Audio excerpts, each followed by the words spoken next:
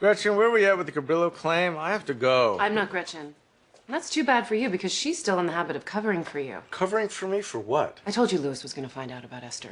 And I told you it's none of your business. Well, it became my business when Louis asked me about it yesterday. And I had to lie to his face just to get him to leave it alone. I didn't ask you to do that. Yes, you did, and you know it. Donna, I don't have time for this. I have an appointment. What appointment? I checked with Gretchen so you couldn't get out of this with some made-up thing. Your calendar's empty. You know what, Donna? One thing I learned the hard way is not to tell your secretary everything. Well, be careful, Harvey.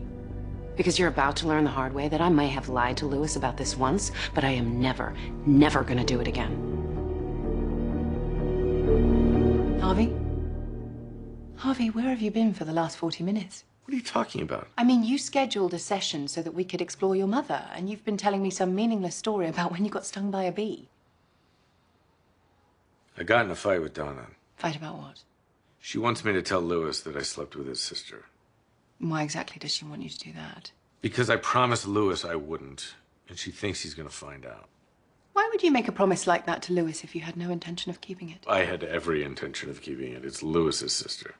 But then I met her, and it happened. Well, why don't you just tell him that? Because he's like a 4-year-old, and on top of that, he doesn't own her. She's his sister.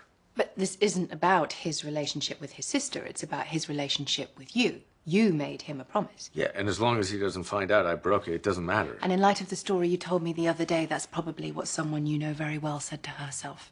Are you shitting me? You're comparing me to her? I most certainly am. Right down to you putting Donna in a position not to say anything. Donna is not an 8-year-old boy, and I'm not cheating on my wife. No, but you're putting two people you care about in positions to feel betrayed. Betrayed? Yes, like when someone has an affair with someone else. Okay, you don't get to say that to me. It's my job to say things like that to you. Then you don't know what you're talking about, because I've lived my whole life not to be her. And when people do that, they very often become that very thing in a different way. Well, I'm not goddamn her! Well, then you better take a look in the mirror.